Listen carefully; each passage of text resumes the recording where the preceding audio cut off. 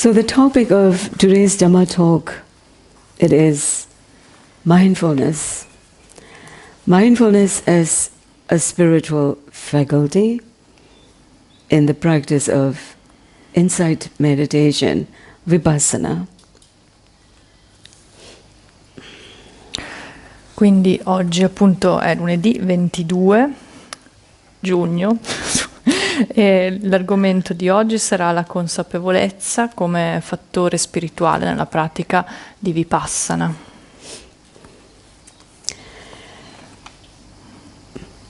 So in general, all meditation practices or all meditation procedures focus or emphasize to develop concentrated mind based on moral conduct. So moral conduct is the basic 5 precepts, 8 precepts, 9 or 10 precepts according to retreat settings. So all of these meditation practices or techniques, samatha, vipassana, they focus to develop firstly the concentrated mind and bringing the mind rest again and again back to the rest by staying with one object. But as we all know, and you all know, vipassana meditation is not just bring the mind back to the single object, because this is a practice of mindfulness. So mindfulness, aware of many different things. And we use this mindfulness as an instrument or as a tool to explore the nature of phenomena. Characteristics, of course, impermanence, unsatisfactoriness, and not self. So in all meditation procedures, we bring the mind to rest on one object. That is at the beginning. So it's a concentration, the work of concentration. To force the mind, its activity is a bit forceful. Bring the mind back. In the walking meditation, you bring the mind back to the meditation objects. The movements of the legs. Sensations arise in different parts of the legs. While you're aware of different sensations in the upper part of the body, when the mind is calm, even you're fully aware of your breathing. And also in the sitting meditation, you bring the mind back again and again to the rising and falling movements. And because of this is another important point in our practice, as the practice develops or progresses, and then the mind automatically comes back to the breathing, to the awareness of sensations, physical sensations in the rising, in the abdomen, the movements of rising and falling, which are manifestations of the air, and the air we breathe in and the air we breathe out.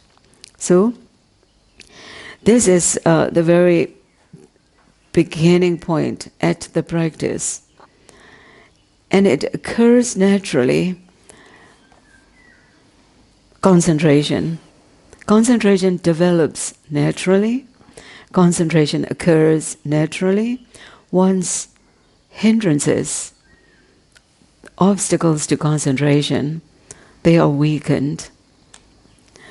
In order to weaken them, we have to recognize them. And then we have to trace the conditions of them arising.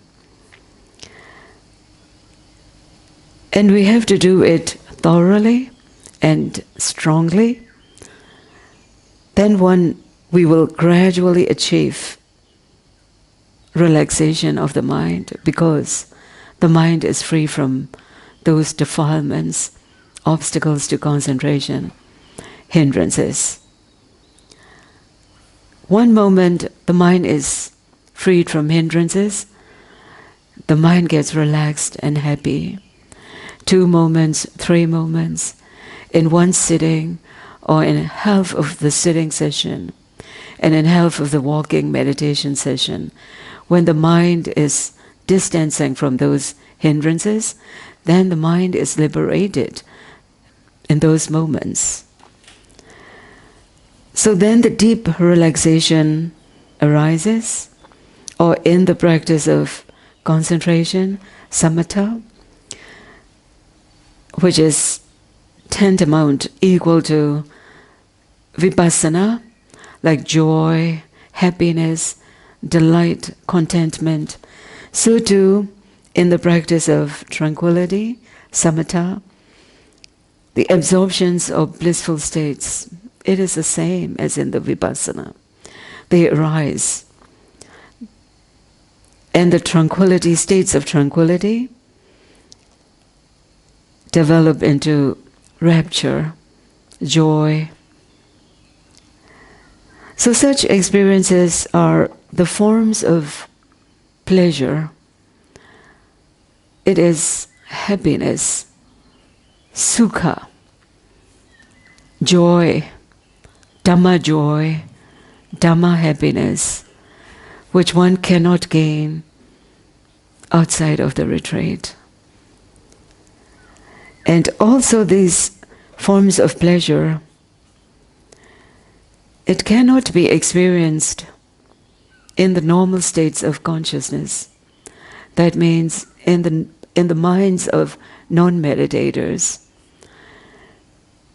Different forms of pleasure arise from this practice of the Dhamma.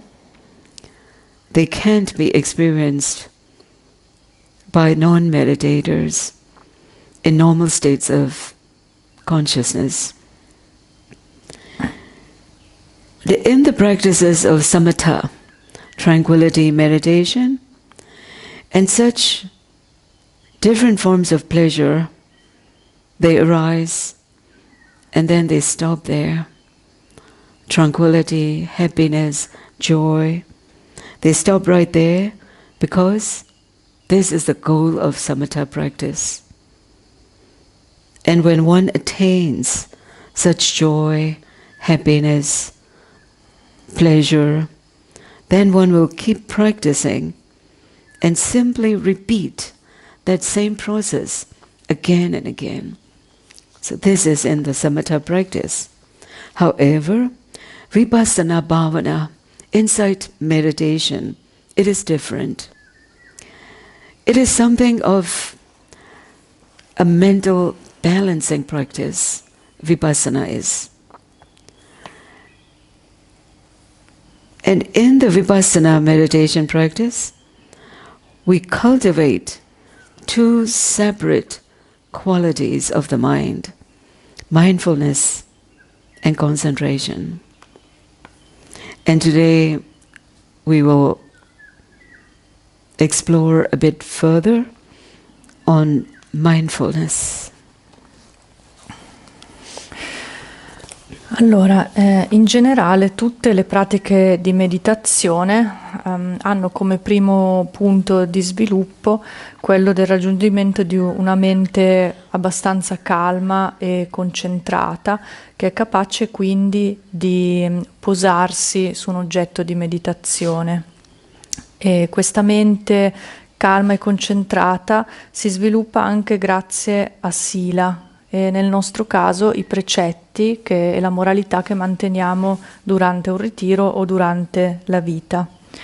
Sappiamo naturalmente che la vipassana non è soltanto concentrazione però, ma è proprio l'esplorazione della natura dei fenomeni e quindi delle 3 caratteristiche universali di impermanenza, insoddisfazione e non sé. mentre la concentrazione è qualcosa che è diversa quindi da questa esplorazione, e praticamente è il riportare la mente sui nostri oggetti di meditazione ancora e ancora e tenerla lì, quindi sul movimento delle gambe quando facciamo la camminata e tutte le sensazioni del corpo o dell'addome nella seduta. Quando la pratica si svilupperà in futuro, vedrete che la mente tornerà automaticamente sugli oggetti di osservazione quando la consapevolezza si sarà sviluppata, quindi non ci sarà a un certo punto più bisogno di mettere lo sforzo per raggiungere la concentrazione. Quindi sia la samatha che la vipassana iniziano da una base comunque di mente stabile e concentrata, e per raggiungere questo bisogna riuscire a superare i cosiddetti ostacoli alla concentrazione, e per indebolirli dobbiamo prima di tutto riconoscerli. Quindi dobbiamo conoscere non soltanto quando sono presenti, ma anche le condizioni che li fanno sorgere. Quando riusciamo poi ad abbandonarli, gradualmente raggiungiamo questa mente che è più stabile e più libera dagli ostacoli.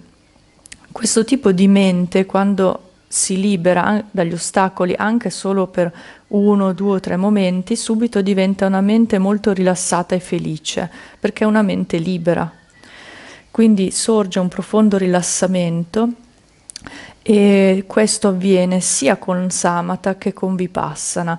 In entrambi, grazie al superamento degli ostacoli, possiamo raggiungere degli stati beati, quindi a provare anche rapimento, gioia, quindi queste forme di piacere, di felicità, che in Pali vengono chiamate sukha, che è una felicità del Dhamma. La felicità del Dhamma si intende dire che non è una felicità che riusciamo a trovare al di fuori dei ritiri, cioè nel mondo, una felicità che non è collegata ai sensi esterni, e è anche una felicità che non può essere sperimentata in un normale stato di coscienza. Per esempio, una persona che non è un meditante non conoscerà nella vita questi tipi di felicità sviluppati grazie alla concentrazione. In samatha però ci si ferma a questi stati di piacere, quindi l'obiettivo è proprio raggiungere questi stati di calma, e quindi una volta che li abbiamo raggiunti, anche se abbiamo raggiunto gli assorbimenti e stati elevati, comunque ci fermiamo lì, e poi la pratica può semplicemente essere ripetuta e quindi ritornare in questi stati più volte. Mentre la meditazione vipassana è diversa, è più una pratica di equilibrio, di bilanciamento tra diverse facoltà. Il meditante nello specifico va a coltivare 2 qualità distinte, quindi della mente, la consapevolezza e la concentrazione, che sono appunto 2 qualità di cui oggi parleremo specialmente della consapevolezza e un pochino della concentrazione. So it is said in the practice of vipassana, we cultivate 2 separate qualities, mindfulness and concentration, sati and samadhi in Pali language. And in a perfect way, these 2 mental qualities, mindfulness and concentration, they together work as a team with the support of a propelling force known as virya, effort, that comes from our energy, physical energy as well as mental energy. Therefore, it is important in the practice, it is important to cultivate mindfulness and concentration side by side and in a balanced manner between concentration and effort. And also it is mentioned a few days ago in the instructions talks, concentration and mindfulness, they are distinctly different. they have different functions. They each have their role to play in the practice, in the meditation, vipassana practice. And the relationship between them, the connection between mindfulness and concentration is definite and very delicate. In the Buddha's teachings, mindfulness that cultivates for the insight meditation, vipassana bhavana, it is known as right mindfulness, which is the noble path factor, samma sati. And concentration we develop in this practice of vipassana, it is known as samma samadhi, right concentration. When it develops further, this right concentration will be developed into one-pointedness of the mind. And your observing mind and the object you're observing, only they are two. There is no intervention or interferences between them. So this is pure concentration. We call it right concentration. So in the practice of vipassana, what we have to develop with effort, with mindfulness, it's a type of concentration, samma samadhi, right concentration, one-pointedness of the mind. So this right concentration, it consists of forcing the mind again and again to remain on the primary object, which is often called one-pointedness of mind. For instance, in the practice, when we building up concentration, this is non-distraction, because concentrated mind and distracted mind, they are opposites. So we develop non-distracted mind as possible as we can, together with mindfulness, which is present awareness. And then we need to be focused on primary object. Depends on the sessions, or depends on the body postures, sitting posture or walking meditation posture.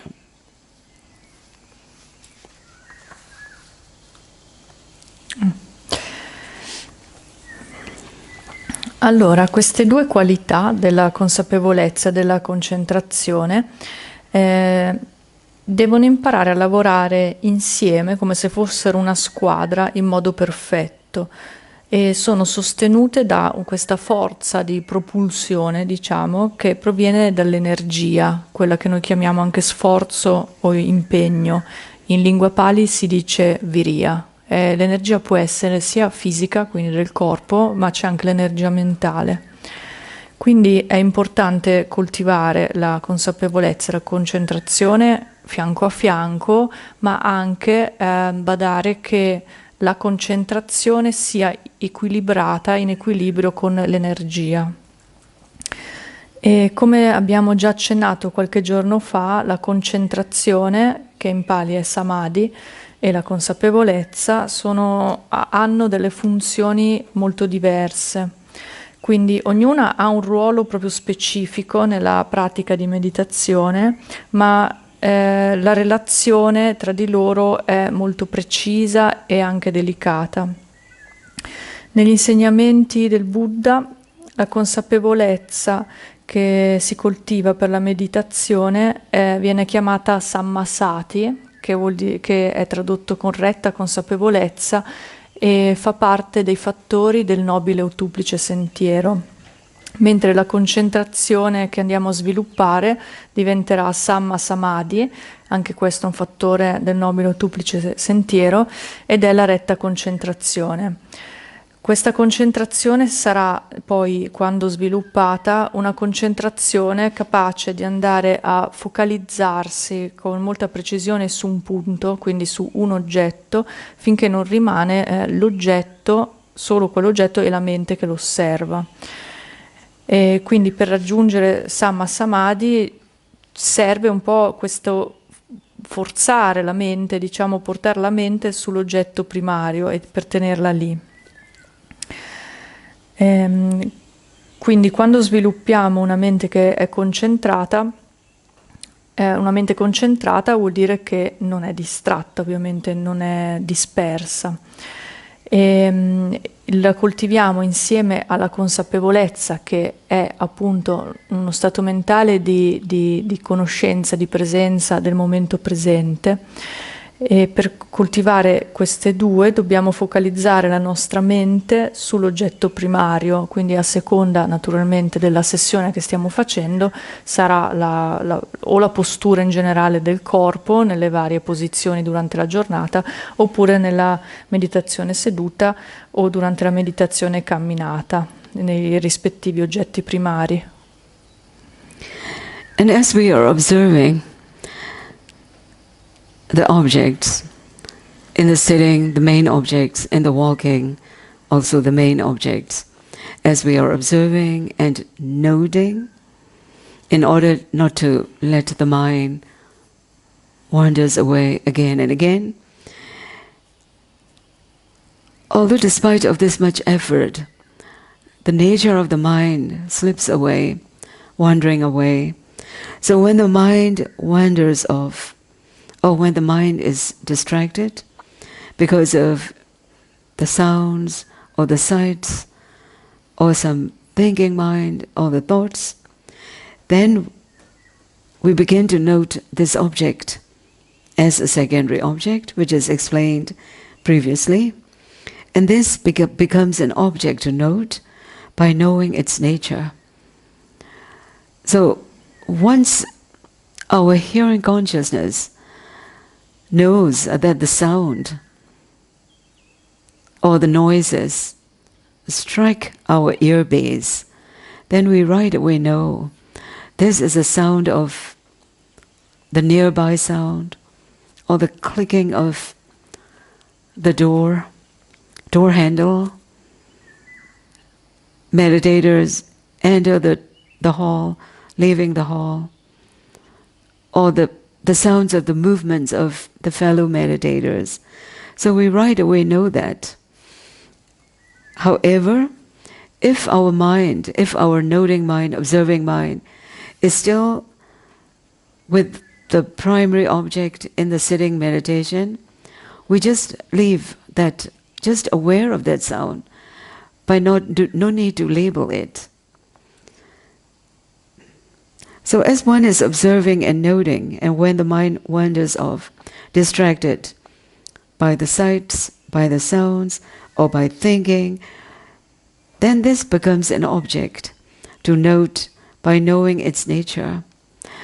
Regarding the thoughts, the thinking mind, we right away know that this is about the past, about the future, pleasant thoughts, unpleasant thoughts, so on and so forth. So this is pretty enough. No need to identify further. No need. Just return back to the main object in a gentle manner. So at times, itches in the body, aches and pains, discomfort, physical feelings, when they arise, when they arise together, 2 or 3 objects, 3 or 4 objects arise together, we note the most distinct object.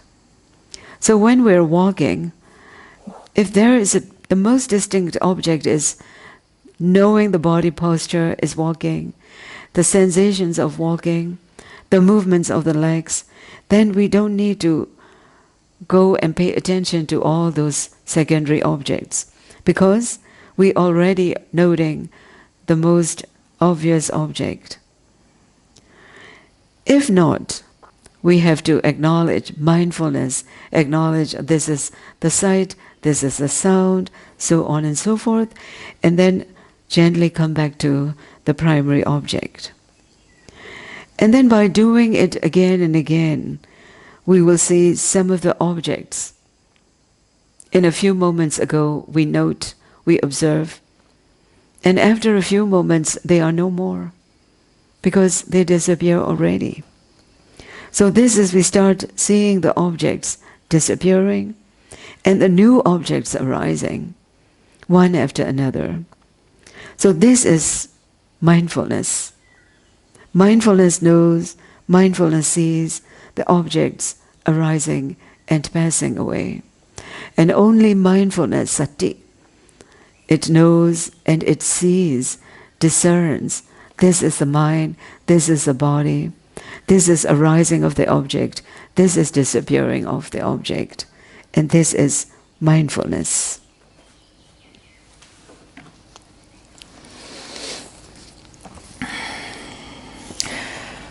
Mentre stiamo osservando e anche notando, utilizzando le etichette mentali, ricordiamo che utilizziamo le etichette mentali appunto per non fare scappare via la mente, quindi per cercare di dare una continuità all'osservazione. Comunque sia, dato che la natura della mente è questa, quella di vagare con facilità, a un certo punto la mente si distrae, quindi può andare verso i suoni, un oggetto visivo, diversi tipi di pensieri, eccetera. In questo caso tutte queste cose, cioè questa mente che si distrae o proprio gli oggetti che stanno interferendo in modo particolarmente forte, diventano i nostri oggetti da notare. Quindi andiamo a notarli, ne conosciamo la natura.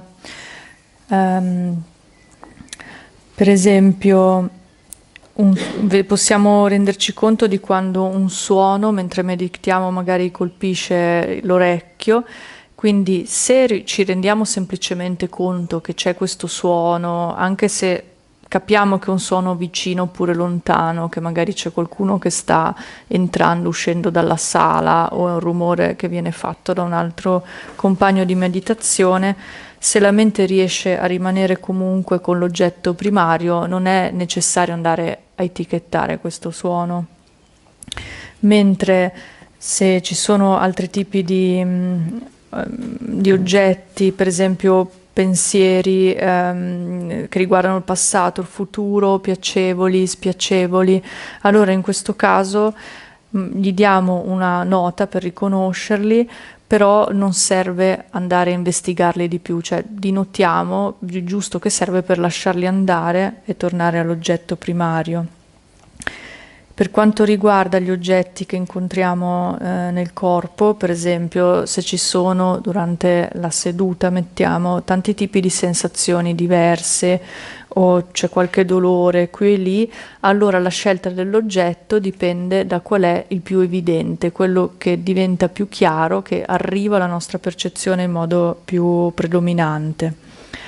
Nella camminata, invece, se ci sono sicuramente tanti oggetti, appunto perché ci sono i sensi, sono più aperti. In questo caso cerchiamo di stare con le sensazioni del corpo che si muove, altrimenti andiamo a notare se c'è un momento di vista che ci sta rapendo, diciamo, se ci sono dei pensieri, eccetera, allora questi qua li notiamo e ritorniamo sempre al corpo e cerchiamo di stare attenti a questo fatto che questi oggetti scompaiono quando li notiamo, perché questo è un punto molto importante della consapevolezza, perché è soltanto Sati che riesce a vedere. Cioè quando siamo presenti con gli oggetti, con Sati, lì riusciamo a vedere che c'è un oggetto che compare e poi quell'oggetto scompare e subito dopo ne sta comparendo un altro e poi ne scompare un altro ed è sostituito da un altro, e questo tipo di osservazione lo può vedere soltanto Sati, può riconoscere questo è un oggetto, questa è la mente che osserva l'oggetto, questo oggetto ora è scomparso, eccetera. So in contrast to mindfulness, concentration consists of forcing the mind to remain on one object.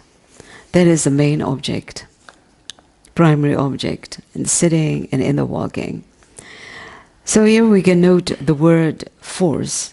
So concentration is a forced type of mental activity, and it can be developed by force by such a kind of willpower coming from our energy.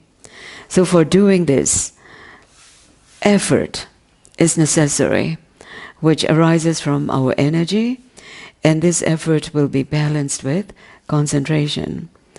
And these two faculties, effort and concentration, should not be overpowered to each other. And this balancing act, when effort is in excess, meditator's mind is, because of full of energy, when one focuses the object, then observing mind is overshooting the object because of their strong energy, and that causes a little bit agitated mind and restlessness. So that is why when concentration and effort is very much important to balancing to each other. And the balancing act can only be possible with mindfulness. So when it happens, and also when one's energy is low, and then one cannot develop enough concentration to reach to the object one observes, because of mental lethargy, drowsiness, sleepiness, tiredness in the mind and in the body. So all of these balancing acts can be possible only with mindfulness. So this is the task of mindfulness.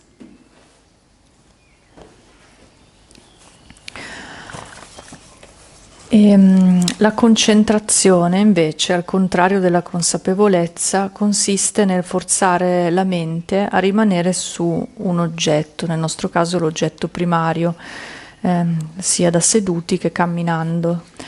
Quindi qua possiamo notare che utilizziamo la parola forza, perché la concentrazione in qualche modo è un'attività della mente che richiede una certa forza. E può anche essere sviluppata con una certa forza, nel senso attraverso una sorta di forza di volontà, di determinazione. E questa forza di volontà proviene dall'energia, che è questo appunto tipo di sforzo propulsivo che però deve essere bilanciato con la concentrazione. Queste due facoltà non devono andare a prevalere una sull'altra, perché quello che succede quando c'è troppa energia, succede che innanzitutto la mente è, anche se lievemente, comunque un pochino irrequieta e agitata, ed è come se non riesce ad andare a posarsi sull'oggetto di meditazione, perché lo manca, cioè va oltre, come se ci passa sopra e non riesce a star lì, ma ci passa, lo supera, diciamo. Mentre se l'energia è troppo poca, cioè se c'è troppa concentrazione, può succedere che comunque la mente non riesce a contattare l'oggetto di osservazione, ma in questo caso perché proprio non ci arriva, perché non c'è energia, e sono quegli stati di letargia della mente, di pesante sonnolenza, che vi possono far capire questa cosa della mente che non riesce a muoversi, andare verso l'oggetto. E quindi questa azione di equilibrio tra queste due facoltà è possibile soltanto con la presenza della consapevolezza che riesce a vedere quale delle due è in eccesso. So while concentration is a little forceful activity, but mindfulness is a delicate function, because mindfulness is a mental state of humbleness. It is a very subtle state of mind, just acknowledging, knowing the objects arise, another object arise, just know it. It is like an observer, a spectator, and knowing the objects one perceives. So mindfulness can be experienced rather easily because it is present time awareness. It is in the present, and observes what is happening right now. So in the sitting meditation, we observe the abdomen, or the breathing, rising of the abdomen, and in-breath occurs. We know that this is in-breath. And then we right away feel this in-breath is connecting with the sensations occur in the abdomen as rising.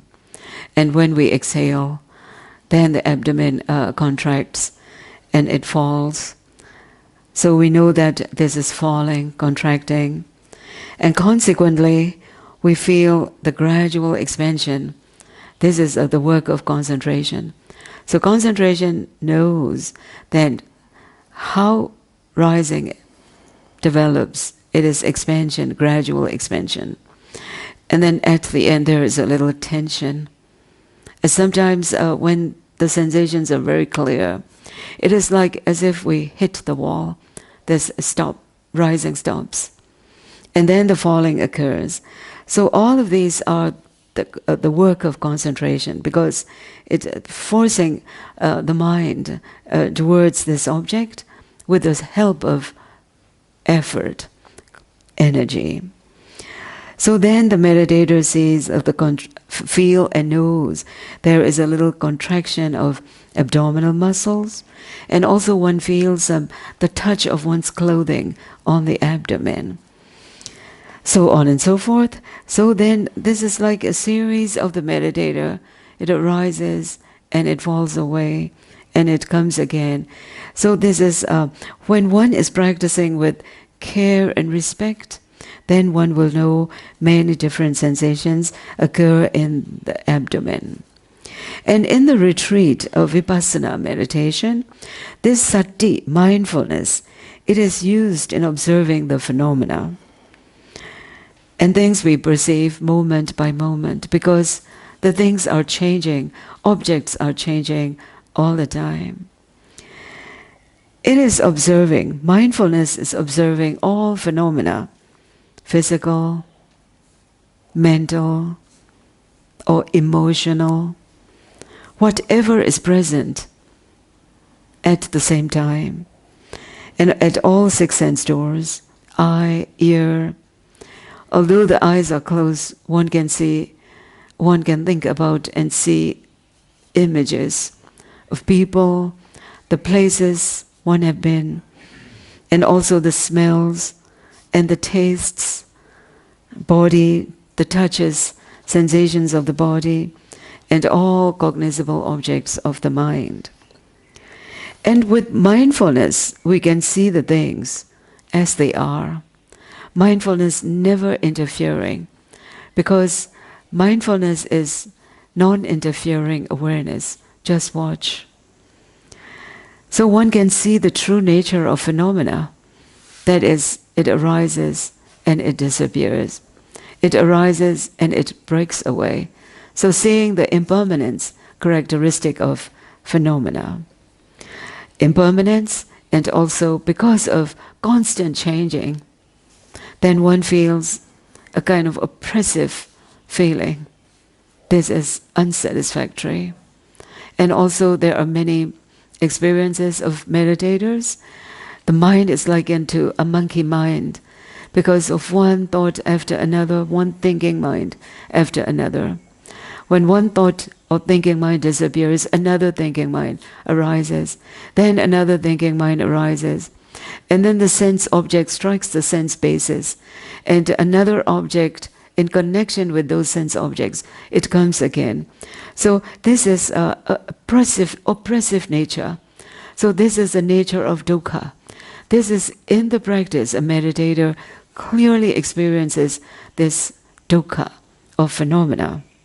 So that means one's practice is in progress. One should not get upset, nor feel discouraged because of that. Because this practice is to understand the nature of mind and metta. Quindi mentre la concentrazione è appunto uno stato che può anche essere collegato con questo sforzo o forza di volontà, la consapevolezza invece ha una funzione molto più delicata, è uno stato mentale molto umile, potremmo dire, perché la consapevolezza fondamentalmente consiste nel riconoscere gli oggetti che vengono percepiti, e quindi è proprio soltanto un conoscere del momento presente, di ciò che si osserva mentre sta accadendo proprio qui e ora, e può essere sperimentata, diciamo, con relativa facilità. Mentre nella meditazione, per esempio una meditazione seduta, questo aspetto di una conoscenza più continuativa, cioè se per esempio stiamo osservando l'addome e la mente lo conosce e magari lo etichetta come sollevare, poi lo segue fino alla fine, c'è una piccola pausa, sente le percezioni dell'addome che si abbassa, lo nota come abbassare, sente magari una graduale espansione, poi magari una contrazione. Questa continuità dell'osservazione è un aspetto legato alla concentrazione e quindi anche all'energia che sostiene questa osservazione continuativa. In un ritiro di Vipassana la consapevolezza viene quindi utilizzata per osservare continuamente tutti i fenomeni e vediamo che le cose cambiano un momento dopo l'altro. Quindi dobbiamo andare a osservare tutti i fenomeni che si presentano a noi, tutti gli oggetti che siano fisici, mentali oppure stati emotivi e tutto ciò che si presenta anche attraverso le porte dei sensi. Alcune volte però, anche se abbiamo gli occhi chiusi, in realtà la mente può immaginare gli oggetti dei sensi comunque, anche se a quel punto fa parte dell'immaginazione, si possono immaginare persone, posti dove siamo stati, sapori, sensazioni tattili. Quindi qualunque oggetto va conosciuto nella sua natura. E vedere la natura delle cose come sono è proprio un aspetto della consapevolezza, perché è uno stato che non interferisce con gli oggetti e vede quindi che i fenomeni hanno questa natura di sorgere e svanire, che questa è appunto la comprensione della caratteristica dell'impermanenza. Dopo un po', quando vediamo la caratteristica dell'impermanenza, per esempio, un esempio pratico che viene fatto è questa mente scimmia, no? Questa mente che salta continuamente da un processo di pensiero all'altro, quindi sta un po' con un pensiero, poi va dall'altro, poi c'è un altro pensiero che si collega, poi arriva un'impressione dei sensi, allora la mente reagisce pensando a un'altra cosa. A un certo punto nella pratica tutte queste attività iniziano a essere viste come opprimenti, questo tipo di continuo cambiamento vengono visti come qualcosa di faticoso e quindi si inizia anche a sperimentare una sorta della caratteristica dell'insoddisfazione.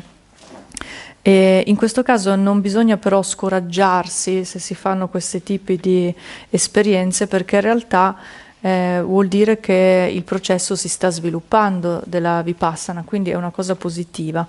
E poi in ultima analisi naturalmente si vedrà anche l'assenza di un sé. So mindfulness is present awareness. It knows what is happening at the present. And in the Visuddhimagga, the text, the path of purification, the Theravada text, there is a list of the qualities of the sati. And also, of course, in other different texts, there are many different explanations. But in this particular text, Visuddhimagga, there are qualities of sati. And it is said mindfulness is presence. So it is the present time awareness.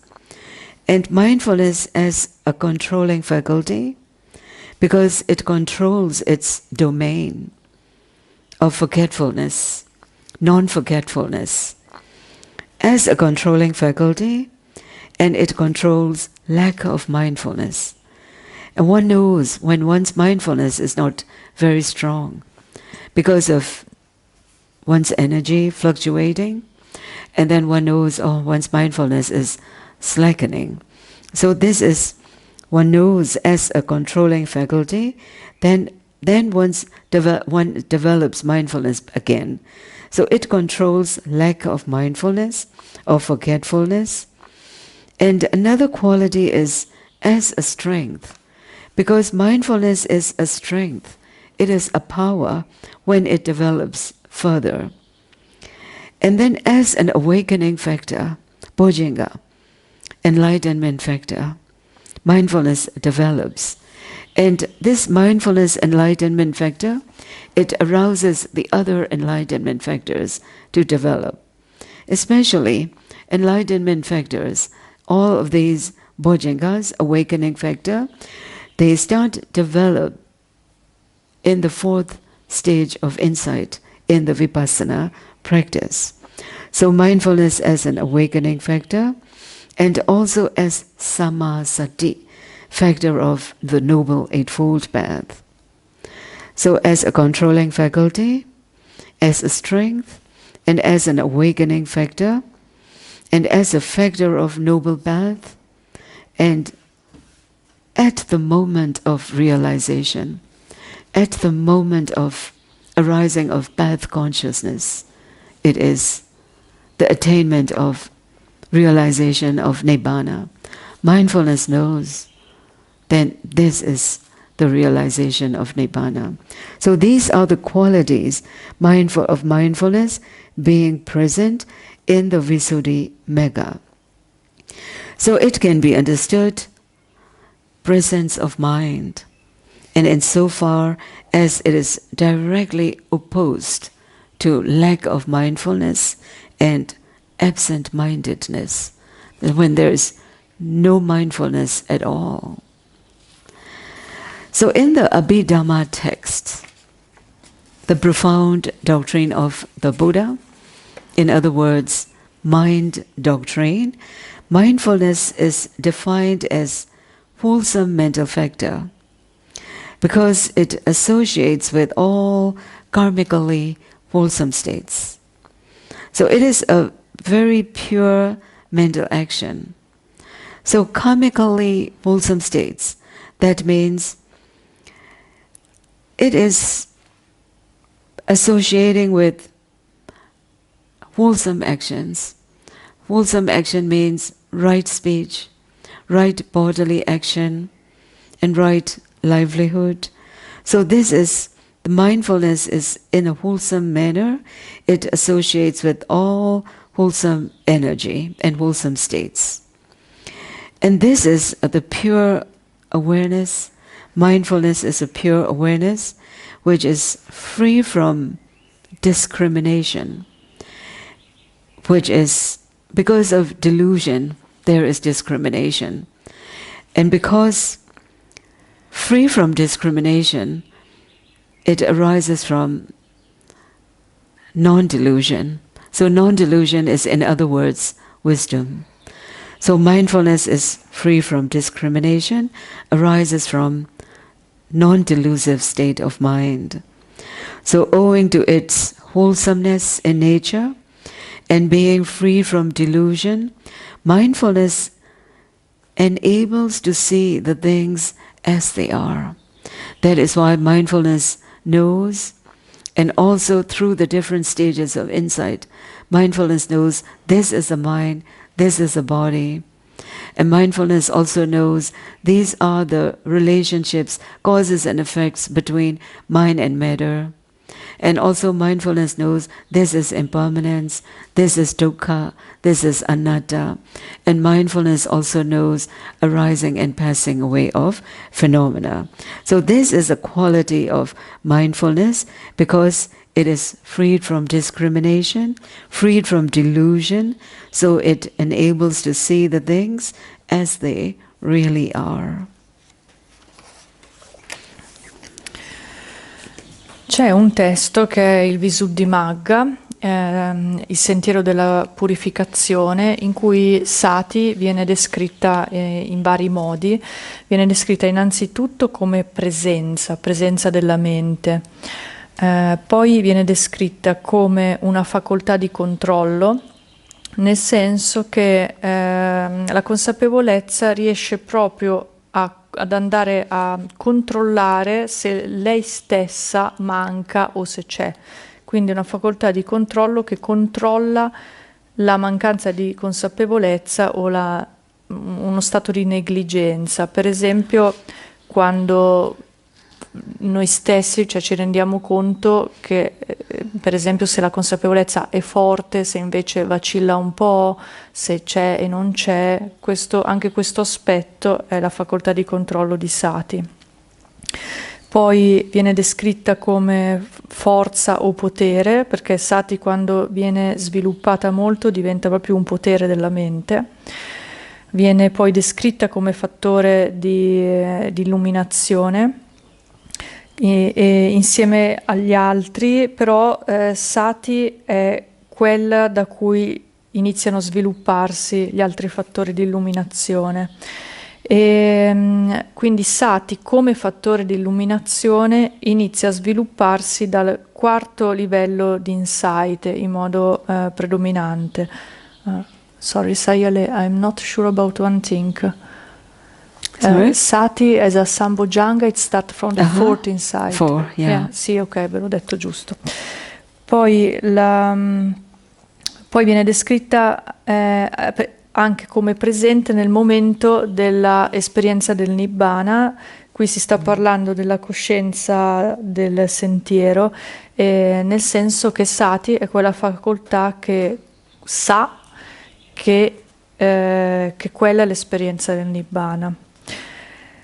Quindi la consapevolezza può essere intesa come una presenza mentale che è direttamente opposta a uno stato di distrazione della mente. Nei testi invece dell'Abhidhamma, che sono gli insegnamenti più profondi del Buddha, è definita come un fattore mentale virtuoso, quindi salutare, che è associato a tutti gli stati che sono salutari in senso karmico.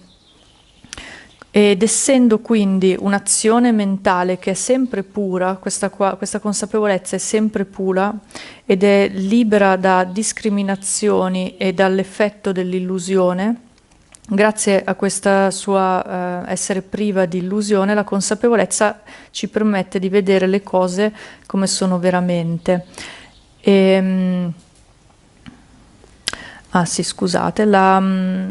Un'azione mentale pura è quella che poi va anche a accompagnare la retta parola, la retta azione e i retti mezzi di sostentamento durante la nostra vita quotidiana. Quindi grazie al suo potere di vedere le cose come sono veramente, si inizia così a sviluppare tutti i livelli di queste conoscenze intuitive che, appunto, come abbiamo detto, la consapevolezza inizia a distinguere: questo è un fenomeno mentale, questo è fisico, questa è la causa, questo è l'effetto. Poi inizia a vedere le 3 caratteristiche universali nei fenomeni e dopodiché inizia a vedere un rapido sorgere e svanire dei fenomeni stessi. Quindi questo qua è un po' il percorso dello sviluppo. So mindfulness is, as it is its quality, controlling factor, controlling faculty, it exercises also the dominating or controlling influence over the other faculties. So mindfulness dominates its opposites of negligence, forgetfulness, in other words, heedlessness, so known in Pali pamada. And also, as it has a function, mindfulness has a function of balancing the other faculties. So the other faculties are faith and confidence and understanding, so saddha and panya, faith and wisdom, and as well as energy and concentration. So this is a function of mindfulness. It balances the other faculties. So by being aware of excesses, which is excess, one's effort is excess, or one's effort is slackening, or this is what mindfulness aware of the deficiencies, or one's faith and confidence is slackening, very low, that one is not easy to overcome difficulties in the practice. So mindfulness knows everything because it has the quality and also it has a function to balance the other faculties. So it has this important role of watching over the even development of the other four faculties, in particular, faith and confidence in relation to wisdom, understanding, and of effort, viriya, in relation to concentration, the calmness, inner calmness.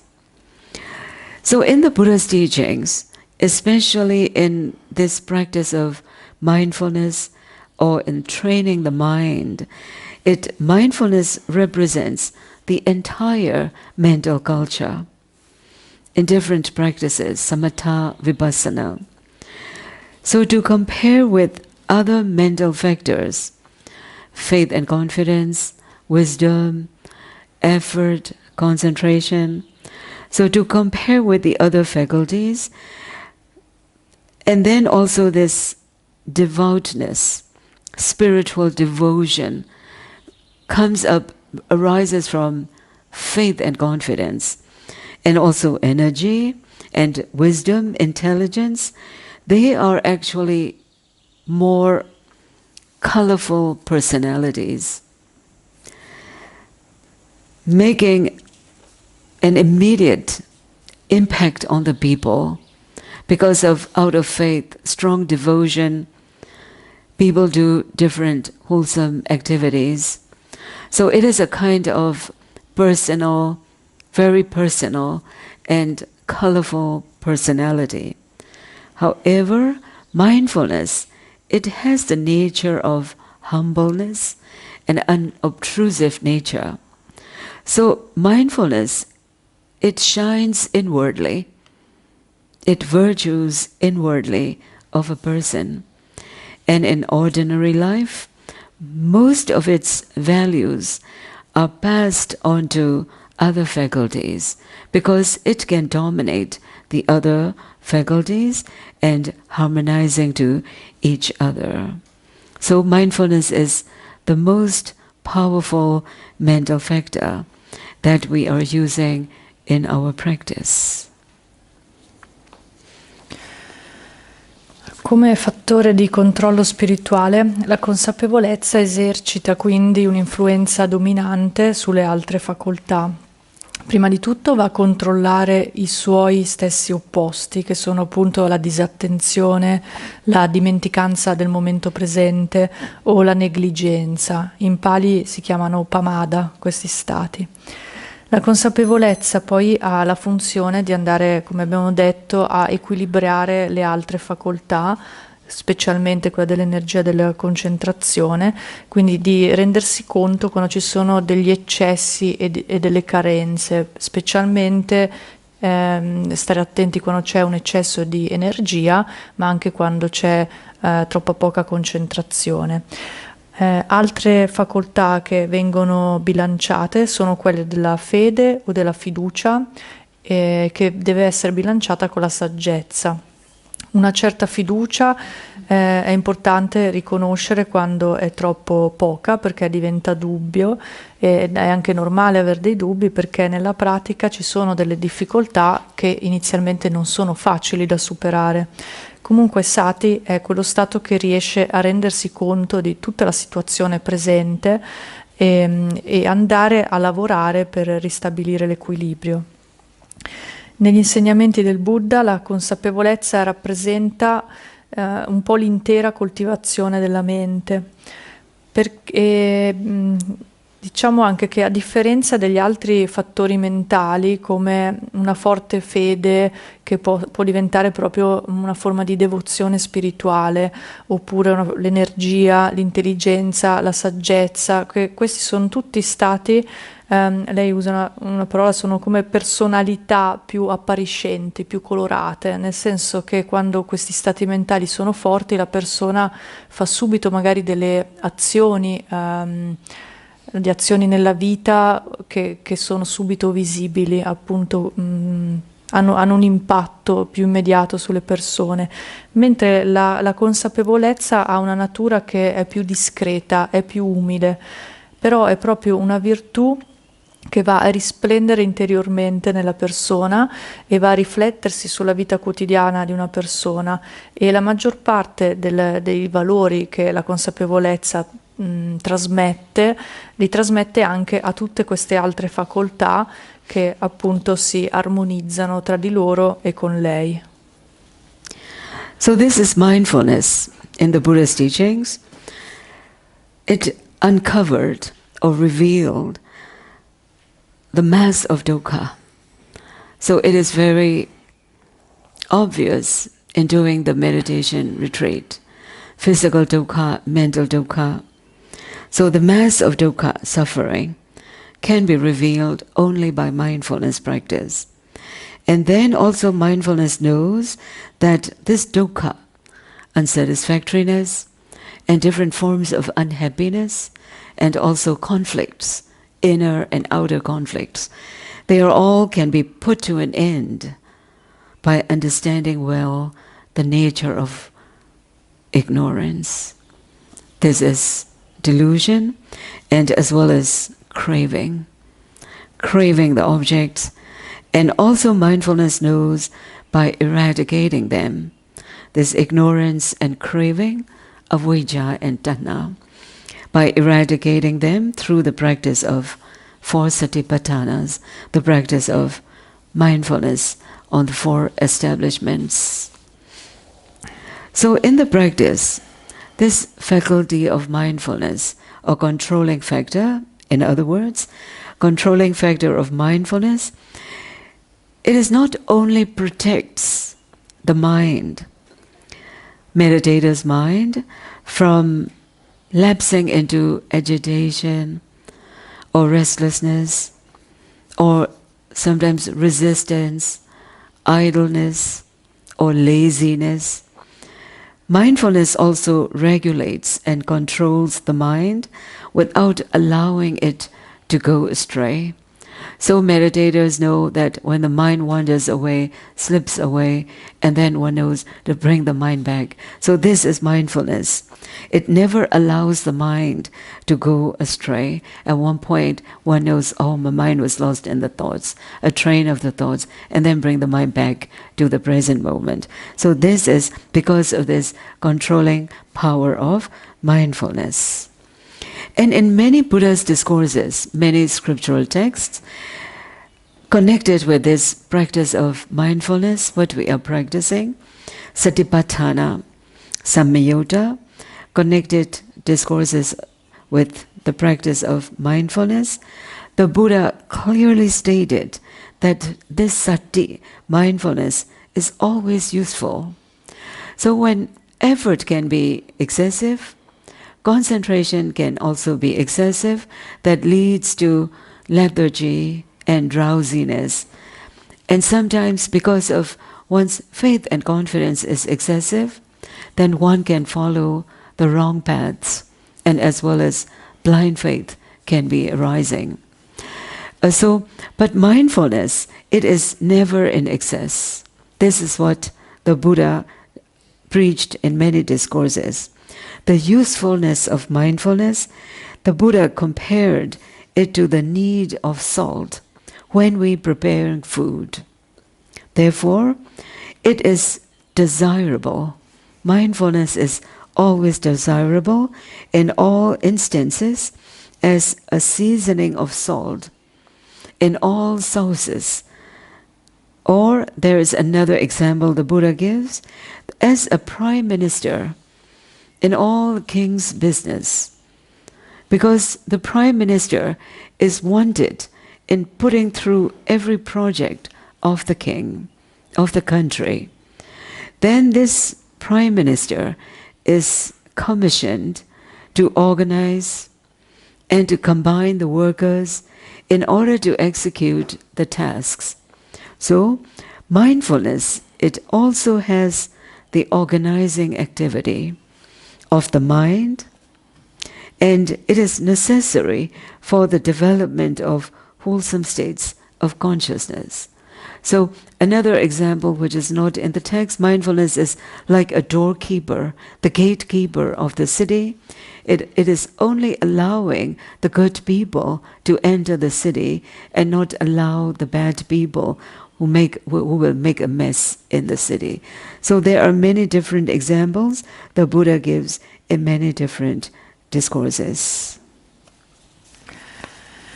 Inoltre la consapevolezza è quel fattore che ci inizia a rivelare la presenza di dukkha, la natura di dukkha,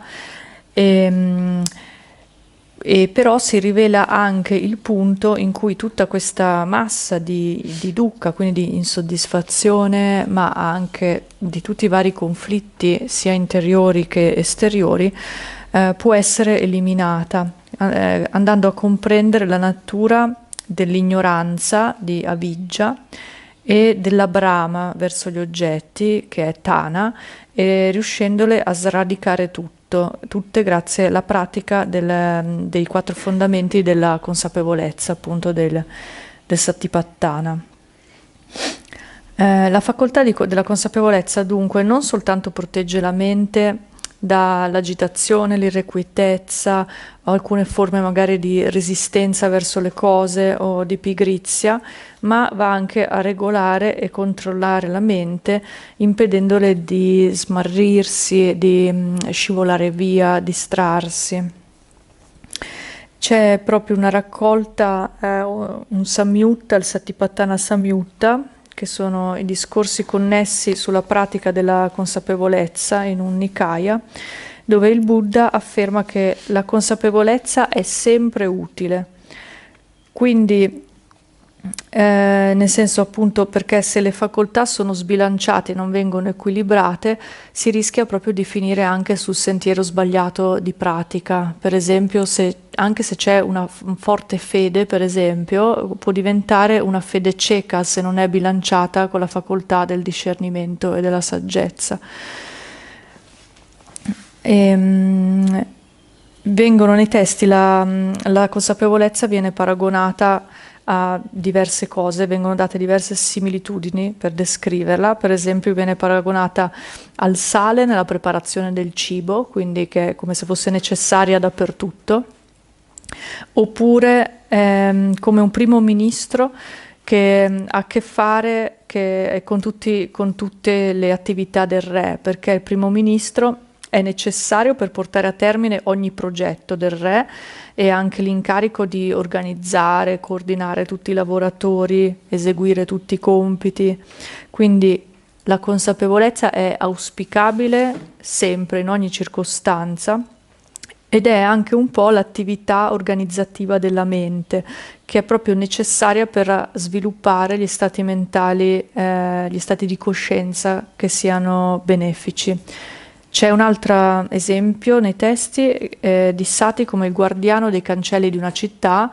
In questo senso è una metafora naturalmente per la mente. Sati fa entrare gli stati mentali positivi, ma blocca gli stati mentali malsani e nocivi.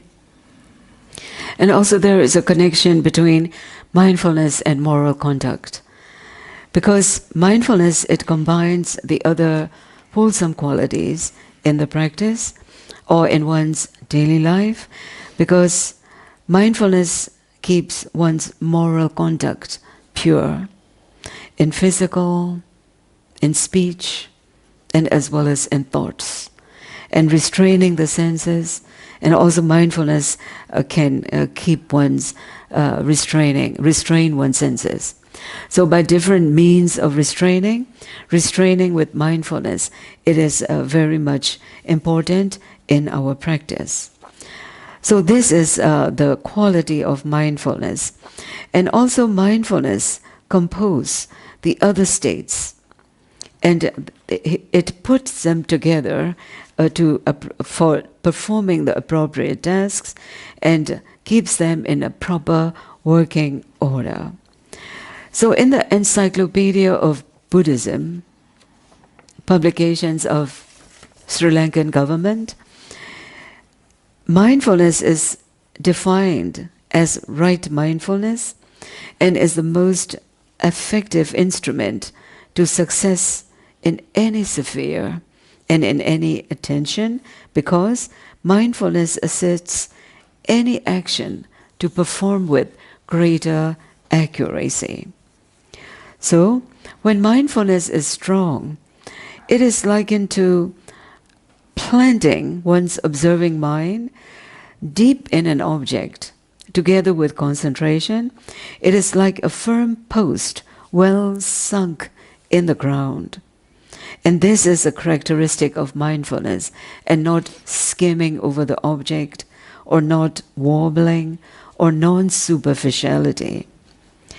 And also the commentary gives the simile of the dried hollow pumpkin thrown into water. When the dried hollow pumpkin thrown into the water, it will just popping up and down on the surface of the water. In the same way, the observing mind, when observing the primary object, it should not skim over the objects. Instead, the observing mind, together with effort and concentration, with present awareness, the observing mind is sink and plunged into the objects. So in the practice of Satipatthana, insight meditation, mindfulness is applied to any action, physical and mental. So then the meditator is to be mindful or fully aware of the objects arising.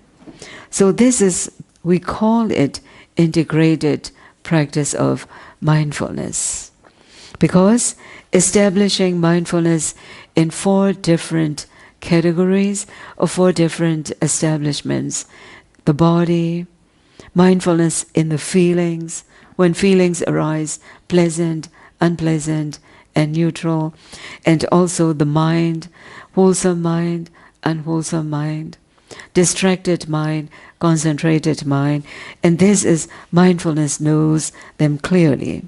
So this is to combine with the practice of sense restraint, and also mindfulness knows different body postures and different activities. So the practice of mindfulness, it sees all lacks and deficiencies. And moreover, mindfulness brings in the needed qualities, such as balanced faculties and spiritual powers develop further, and also then to develop into enlightenment factors. So owing to these positive qualities, the mind withstands. Because of mindfulness, the meditator's mind withstands turbulences of extraneous objects. Then the mind is not fluctuating, withstand any kind of external turmoil, and then this means strong mindfulness. When mindfulness is very strong, then it can ignore everything. Whatever the objects in one's periphery, one's mind is in the body. So this is the very good quality of mindfulness, and the commentary of Satipatthana, it enables, it gives a analogy. It is likened to the guard who stands on a tower, scanning the horizon in all different directions. Then the mindfulness is very strong, that it knows everything panoramically in one's practice.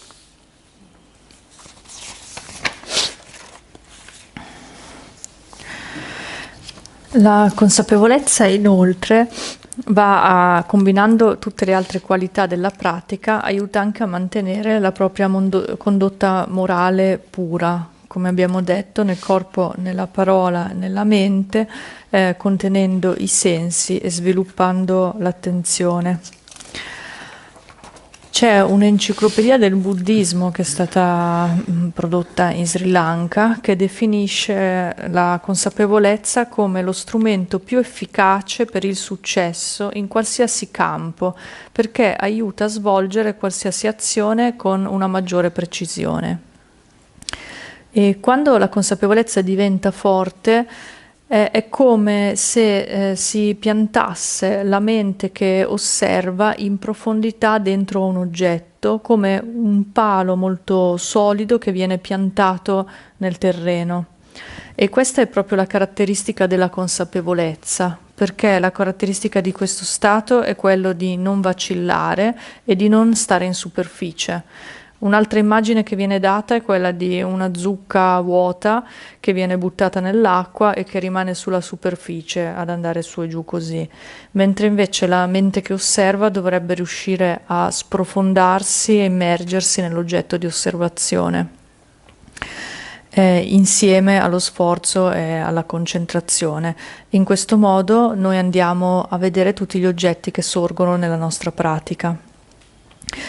Quindi possiamo definire questa pratica che stiamo facendo una consapevolezza integrata, perché va a rivolgersi a 4 aspetti: al corpo, alle sensazioni. Le sensazioni sono queste sensazioni nel senso di un'esperienza piacevole o spiacevole o neutra, alla mente, per esempio la mente distratta, la mente non distratta, eccetera, e a tutti i fenomeni. E, inoltre poi si va a praticare il contenimento sensoriale, si va a conoscere le posture, le attività del proprio corpo, e quindi la consapevolezza riesce a individuare tutte le mancanze e le carenze che ci sono nella nostra pratica e va ad apportare le qualità necessarie, come appunto equilibrare tutte le facoltà, poi pian piano rafforzarle, svilupparle, farle diventare poteri spirituali e infine fattori di illuminazione. Grazie a tutte queste qualità, una mente imbevuta di consapevolezza riesce a resistere alle turbulenze date dagli oggetti esterni e anche interni, grazie a questa sua qualità del non essere scossa, del non fluttuare sulla superficie anche. Quindi vuol dire anche che quando la consapevolezza è forte va a ignorare le cose che sono superflue, questi oggetti che cercano di disturbarla, e rimane al centro della pratica, rimane al centro del corpo con il suo oggetto di meditazione. Il commentario qui fa un altro esempio e lo paragona a una guardia che sta in cima a una torre, che riesce dall'alto a vedere tutto quello che succede intorno.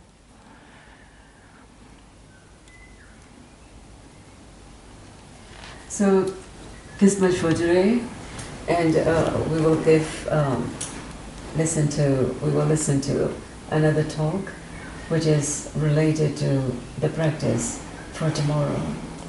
Grazie a tutti, e domani ci sarà un altro discorso sulla pratica. Sadhu, sadhu, sadhu.